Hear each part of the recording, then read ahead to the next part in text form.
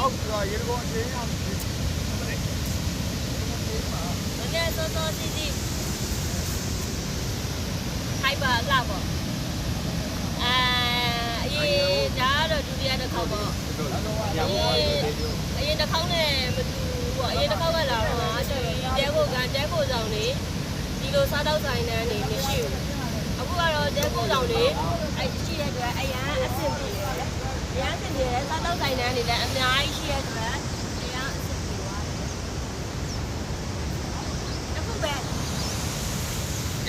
တစ်ခုပဲပေါ့နော်လမ်းလေးကတော့နည်းနည်းဆိုးတယ်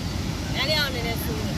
တဲ့အတွက်တော်တော်တော့သတိတိုင်းမောင်းလာတယ်အမှန်ဆိုလို့ရှိရင်တော့အဲ့လောက်ကြီးကမဆိုးဘူးဘာလို့ဒီချိန်ဆိုလို့ရှိရင်မိုးကုန်နေပြီဖြစ်အတွက်သွားလို့လာလို့ကောင်းတယ်ဒါပေမဲ့အခုကမိုးကရွာ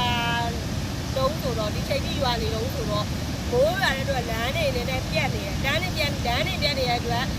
သွားလာတာနည်းနည်းအခက်အခဲရှိတယ်ဖြည်းဖြည်းပဲမောင်းလို့ရတယ်ပုံမှန်သတ်မှတ်ထားတဲ့အချိန်ထက်ပိုပြီးတော့နောက်ကျပြီးတော့မှရောက်တယ်။မှန်ဆိုလို့ရင်လမ်းကောင်းနေလို့ဆိုရင်မနေ့ကမိုးမချုပ်